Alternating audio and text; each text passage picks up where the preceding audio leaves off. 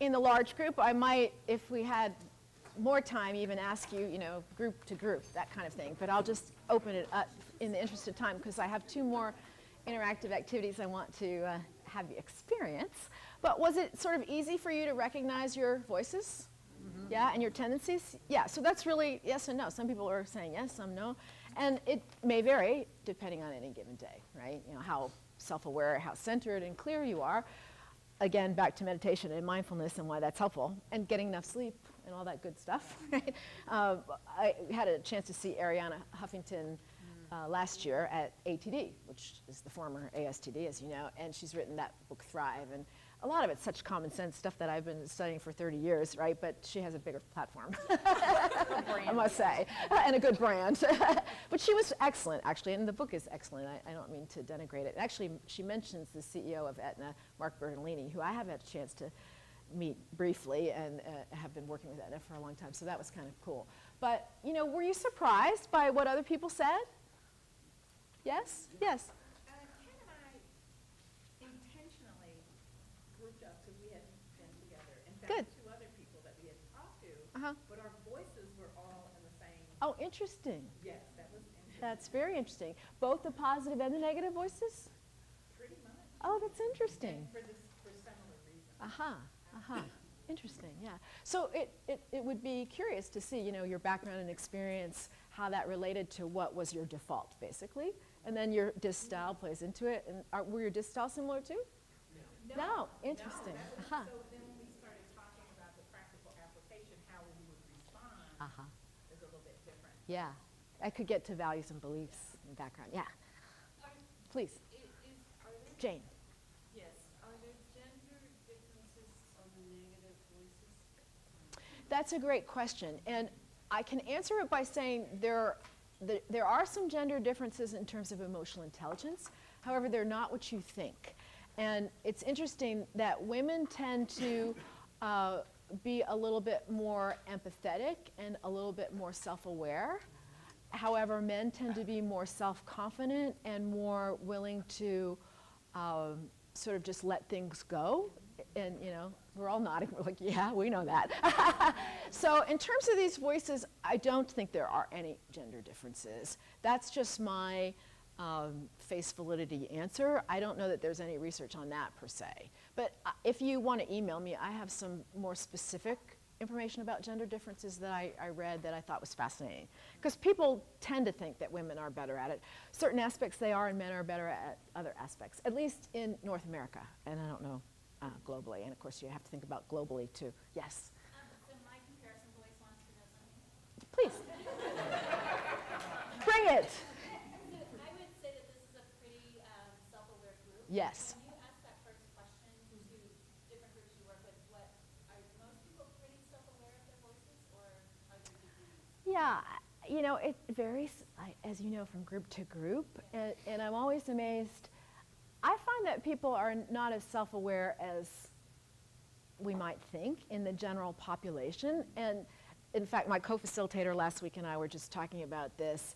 And the danger, of course, is to sound arrogant, right? But we were talking about, I can't believe some of these people have never asked themselves these questions, But they're probably saying, can't believe she doesn't know this about, insurance or, auditing or engineering or real estate or whatever, that kind of thing. So it's interesting. And I find what I've observed as an executive coach, and you may see this in your experience, is that generally there's some kind of catalyst that has people re-examine their lives, your classic midlife crisis. But I do see that people are more self-aware today, maybe because of the internet, in terms of people being able to access more reading material, YouTube videos, and that kind of thing. And it's more in the common vernacular. When we used to talk about these sorts of things, I remember people just kind of giving blank stares. And usually now, in most groups, people say, oh, yeah, my husband went through something like that, or I sent him to some, or yeah, I read a book about that, that kind of thing. Or yeah, that Daniel Goleman, somebody mentioned that kind of thing. So, does that answer your question? Yeah. Okay. Yeah. So I'm just curious, and we're moving into now we're going to talk about building self-management, really. But what are some of the things you do to mitigate those negative voices and stay on the more positive side? Anybody have any suggestions from us? So tell me more about that. It's like, you're having a negative thought. It's like, what am I going to do if I don't get this job? I won't be able to survive. I need money in the bank. Don't worry about it. Okay, Talk to good. yourself. Good. Okay. Okay, good. So you catch yourself and kind of talk yourself in a different direction. Okay, yes. I mentioned this in the group.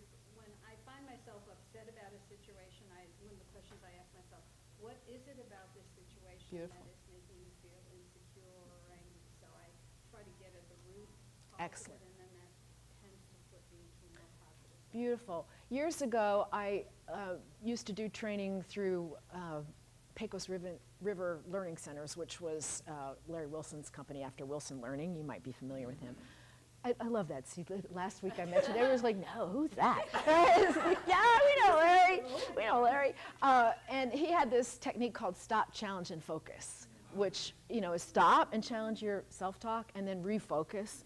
And it's just brilliant. And we have the 3-minute pause or the 3-second pause or, that kind of thing. And I often talk about the 48-hour rule or the 24-hour rule. Like, don't you send that email now. Right. Yes, David. Well, for me, it's when I encounter something like that. My question I ask is, what's the very worst thing that can happen? Okay, yeah, great. And then if it does happen that way, is it really that bad, or can I Right, overcome it? right. And I Nobody's suppose- going to die if this doesn't A real happen. quick comment is President Lincoln used to write letters firing people all the time, and he would put them in his desk and leave them there for a day or two. Interesting. Take it out and throw it or burn it. Oh, I love that. I didn't know that. Well, he didn't have email. He was lucky. So you've had your hand up for a while, and I'll come back to y'all in a second. Yes, Alan, right? I said this for the group too, but I tend to go outside, so I will go talk to a person that I respect or a colleague that I respect and tell them what I'm thinking, and does this make sense? Okay, great. Yeah. Or am I off? Beautiful. Yeah. And somebody can say, that's not true. Do you know Byron Katie? Yeah, that's what I was Yeah. 4 questions. The 4 questions. The work. Yeah. Thework.org, I think, is, yeah.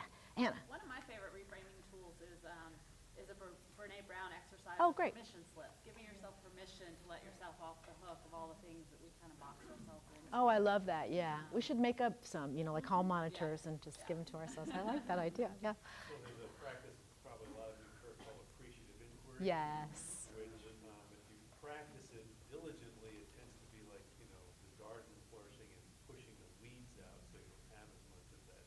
Yeah. thinking that sounds. It's beautiful. And I often use the metaphor in coaching of, you have a glass of water, and if there's crud on the bottom and you stir it up, it looks really ugly. But if you keep pouring water in, eventually it spills over and you only have clean water. It's the same kind of principle. Yeah. Victoria, you had your hand up, I think? Couple of things. More recently is just external. Bombard myself with very positive things. Mm-hmm. And then when situations come up, like the abundant voice, that's one that I've taught myself because something will come up and then I will remember something on YouTube that says, life is abundant, and that is what will play over my head. Nice. Also, the kicking the door or ranting is one that I practice. Good. Good. But not with everyone. Good. It's with select people Yes. Yes. at specific times. We all know what you're talking about. Come on, Nando. I love it, yes. And everybody teases me because I have so many books. I have ridiculous amounts of books. But it's because they inspire me. And I do read something every day, or I too go on YouTube and, something that somebody says sometimes is just the jump start that I need, right, to get back in the right frame of mind.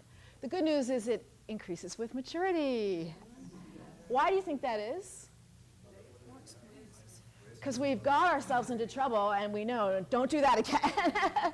But it's not always the case. But yes, you are more self-aware. I've seen this before, right? And then you know what to do with it.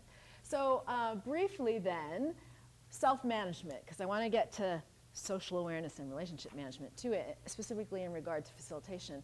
Listening skills, right? So important when you're facilitating and in life to resolve conflicts and to maintain a solutions focus, thank you, that is really appreciative inquiry, right? Very much so.